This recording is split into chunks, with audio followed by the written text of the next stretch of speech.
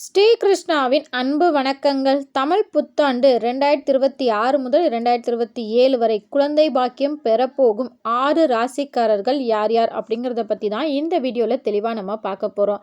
இந்த தமிழ் புத்தாண்டின் தமிழ் பெயர் என்ன அப்படின்னு பார்த்தீங்கன்னா பராபவ வருடம். இது 60 ஆண்டு தமிழ் பெயர்களின் 40வது ஆண்டாக வருகின்றது. இந்த பராபவ வருடத்தின் நாயகனாக அதாவது ராஜாவாக வரக்கூடியவரே குரு பகவான் தான். குரு பகவான் அப்படின்னாலே ஒரு சுப கிரகம். குரு பார்த்தால் கோடி நன்மை அப்படின்னு சொல்லுவாங்க. இந்த வருடம் முழுவதும் பலருக்கும் பல நன்மைகள் ஏற்பட போகின்றது. இந்த ஆண்டில் பலருக்குமே வீடு கட்டுதல் தடை, சுப காரியத்தில் உள்ள தடைகள் அனைத்தும் விலகப் போகின்றது. அனைத்து நல்ல விஷயங்களும் நடக்கப் போகின்றது. விவசாயம் தழைக்கும். மேலும் பால்வளம் பெருகும், நோய்கள் குறையும், மகிழ்ச்சி அதிகரிக்கும், லாபகரமான ஆண்டாகவே இந்த பராபவ வருடம் இருக்கின்றது. இந்த ஆண்டில் குழந்தை பாக்கியம் பெறப்போகும் 6 ராசிக்காரர்களில் முதல் ராசிக்காரர் யார் அப்படின்னு பார்த்தலாம். அதற்கு முன்னாடி பலருமே கேட்குற கேள்வி, இது ஆண்களுக்கும் பொருந்துமா பெண்களுக்கும் பொருந்துமா அப்படின்னு கேட்குறீங்க. கண்டிப்பாக நான் சொல்லக்கூடிய 6 ராசிகள் ஆண் ராசியாகவும் இருக்கலாம், பெண் ராசியாகவும் இருக்கலாம், இருவருக்கும் பொருந்தும். அது மட்டும் இல்லை, லக்கணத்திற்கும் இது பொருந்தும். ராசிகள் 50% அப்படின்னா லக்கணம் 30% வேலை செய்யும். அதனால் ராசிகள் மட்டும் இல்லை, லக்கணத்திற்குமே இது பொருந்தும். இப்போது குழந்தை பாக்கியம் பெறப்போகும் முதல் ராசிக்காரர் யார் அப்படின்னு பார்த்தீங்கன்னா மிதுனம் ராசிக்காரர். மிதுன ராசிக்காரர்களுக்கு இதுவரை ஜென்மத்தில் இருந்த குரு தனகாரகன் தனஸ்தானத்திற்கு மாறுகிறார். இதனால் உங்களுக்கு நிறைய நன்மைகள் நடக்கப் போகின்றது. இந்த நன்மைகள்லாம் நடக்கணும் அப்படின்னா அதற்கு நீங்கள் கட்டாயம் செய்ய வேண்டியது கணவன் மனைவியிடையே வாக்குவாதங்களை தவிர்க்க வேண்டும். கணவன் மனைவியிடையே விட்டு கொடுத்து செல்ல வேண்டும். உங்கள் குடும்பத்தில் அந்நியர் தலையீடு ஒருபோதும் இருக்கவே கூடாது. தொழிலெலாம் ரொம்பவே சிறப்பாக இருக்கும். இந்த ஆண்டு உங்களுக்கு விரய செலவுகள் ஏற்படும். அந்த விரய செலவை சுப விரயமாக மாற்றுவது உங்கள் கையில் தான் இருக்கின்றது. இந்த ஆண்டு உங்களுக்கு சிறு மருத்துவரின் ஆலோசனை பெற்று அதன் பின் குழந்தை பாக்கியம் பெறும் யோகம் உங்களுக்கு நிறைவாகவே இருக்கின்றது. இந்த ஆண்டு முழுவதுமே நீங்கள் உங்கள் குலதெய்வ வழிபாடு செய்வது, மேலும் துர்க்கை வழிபாடு செய்வது மேலும் உங்களுக்கு பல நன்மையை செய்யும். அது மட்டும் இல்லை, வியாழக்கிழமை தோறும் குரு பகவானை வழிபாடு செய்வது உங்களுக்கு மேலும் பல நன்மைகளை அளிக்கும். குழந்தை பாக்கியம் பெறப்போகும் 2வது ராசிக்காரர் யார் அப்படின்னு பார்த்தீங்கன்னா கன்னியா ராசிக்காரர். கன்னி ராசியில் சனி பகவான் 7ஆம் இடத்தில் இருக்கிறார். குருவின் பார்வை ரொம்பவே சிறப்பாக இருக்கின்றது. திருமண தடையில் இருப்பவர்களுக்கு இந்த ஆண்டு கட்டாயம் திருமணம் கைகூடும். திருமணம் கைகூடின கையோடைய குழந்தை பாக்கியம் அவர்களுக்கு ரொம்பவே சிறப்பாக கிடைக்கும்.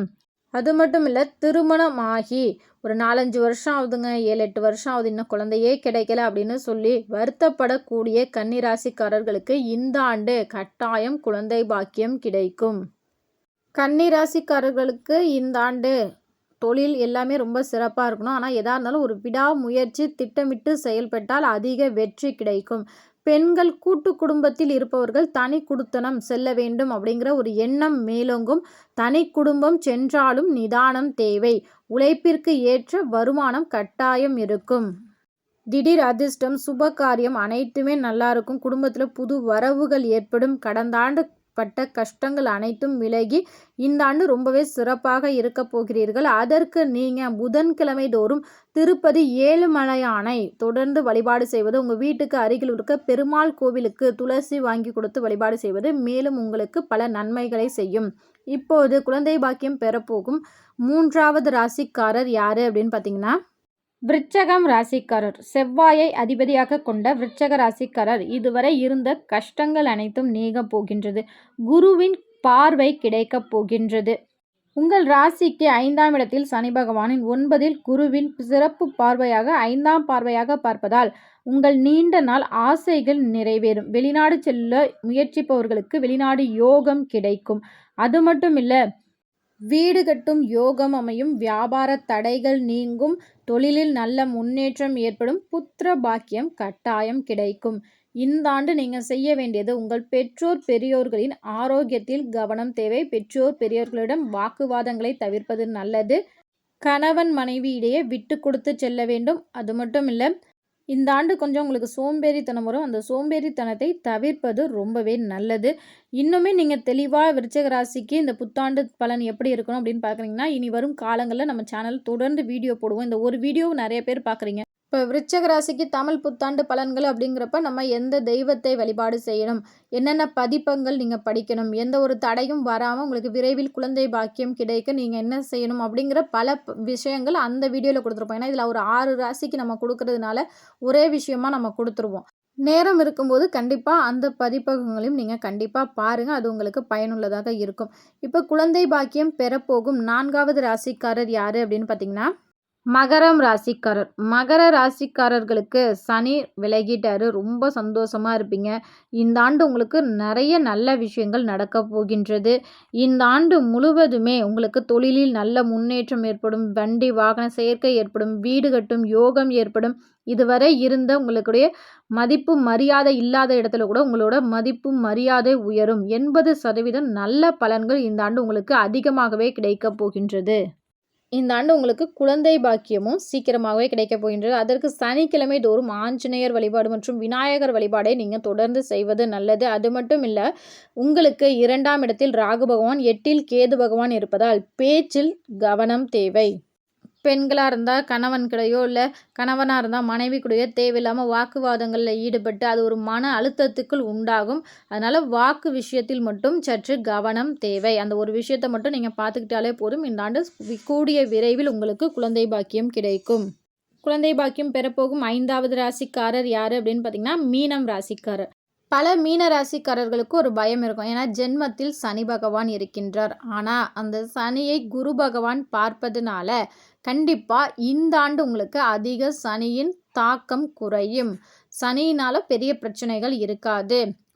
இந்த ஆண்டு முழுவதுமே உங்களுக்கு ஒரு விடாமுயற்சி தேவை. உங்கள் சோம்பேறித்தனம் குறைய வேண்டும். உங்கள் துணை மற்றும் துணைவியாருடன் விட்டு கொடுத்து செல்ல வேண்டும். வீடு கட்டும் யோகம் ஏற்படும். வண்டி வாகன யோகம் அமையும். ஆனால் வண்டி வாகனத்தில் போகும்போது கவனம் தேவை. அதிகாலையில் எந்திரிக்கக்கூடிய மீன ராசிக்காரர்களுக்கு இந்த காலம் ரொம்பவே சிறப்பாக இருக்கும். ஏன்னா உங்களுக்கு ஜென்மத்திலே சனி பகவான் இருக்கிறதுனால அதிக சோம்பேறித்தனத்தை கொடுப்பாரு. உங்களுக்கு ஒரு காலம் நல்லா இருக்குது, குரு பகவான் நல்லா பார்க்குறாருனாலும் அதிக சோம்பேறித்தனத்தை கொடுப்பதனால உங்களுக்குரிய நல்ல வாய்ப்புகளை நீங்கள் தவறவிட சூழல் ஏற்படும். அதனால சோம்பேறித்தனத்தை விடக்கூடிய மீனராசிக்காரர்களுக்கு கட்டாயம் இந்த ஆண்டு குழந்தை பாக்கியம் கிடைக்கும். இந்த ஆண்டு இந்த 2 விஷயங்களில் நீங்கள் கண்டிப்பாக கவனமாக இருக்கணும். அது ஒன்று, கூடா நட்பு. தேவையில்லாத நட்புகள் மூலம் தேவையில்லாத பிரச்சனைகள் வரும்.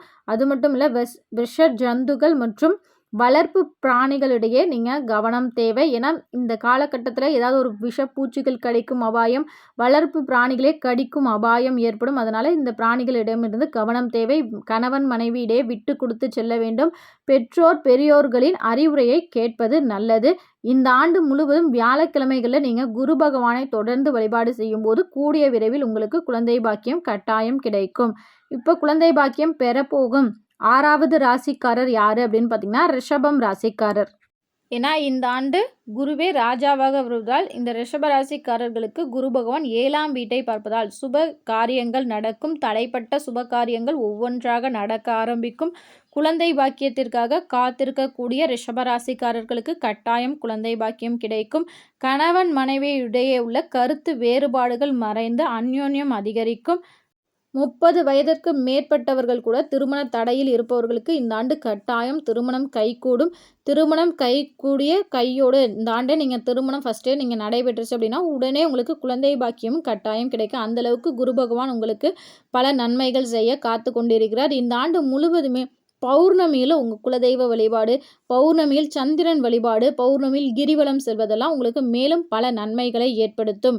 குழந்தை பாக்கியத்திற்காக காத்திருக்கக்கூடியவர்கள் பொதுவாக வியாழக்கிழமை குரு பகவான் வழிபாடு செய்வது, பௌர்ணமியில் குலதெய்வத்தை வழிபாடு செய்வது, தேன் தானம் தொடர்ந்து செய்வது, இது அனைத்துமே உங்கள் கூடிய விரைவில் உங்களுக்கு குழந்தை பாக்கியத்தை ஏற்படுத்தும்.